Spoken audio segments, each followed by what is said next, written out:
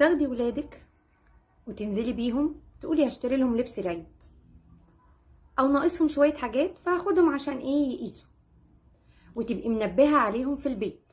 يا ولاد مش عايزه شقاوه، مش عايزه مشاكل، نبقى مؤدبين. حاضر يا ماما. واول ما تنزلي وتدخلي المحل يتحولوا، يبتدوا يجروا ياخدوا الهدوم، طلعوها من الشماعات، يقطعوا التيكت، يجروا منك وهم ماسكين الهدوم، فتلاقي الهدوم بتمسح البلاط كله.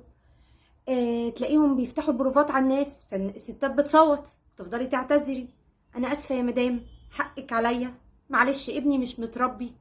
وبعدين بقى تلاقي بنتك الحلوه ماسكه فستان كده وحطاها عليها وتقولك: ايه رايك يا ماما، حلو عليا؟ تقولي لها: اه يا حبيبتي جميل. وبعدين فجاه تروح مرجعه على الفستان، فتبقي في ربع هدومك، تقعدي تعتذري لصاحب المحل: انا اسفه، حقك عليا، انا هعوضك، انا هدفع تمن الفستان وهاخده. تلاقي ابنك بيجري على المانيكان ويقولك: يا ماما هو واقف عامل كده ليه؟ ويروح شده جامد، يروح خالع دراعه في ايده: يا حبيبي عيب، يا حبيبي كده ما ينفعش.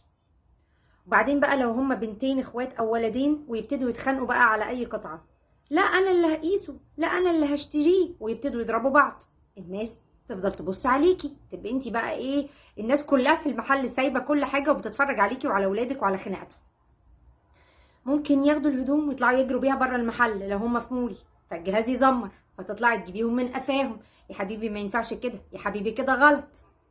وبعدين ممكن ايه بقى، يروحوا يحبوا يهزروا معاكي هزار سخيف شويه، يروحوا حاطين لك قطعه في الشنطه بتاعتك من غير ما انتي تعرفي، تيجي وانتي طالعه الجهاز يزمر، تتفاجئي ان في قطعه جوه الشنطه.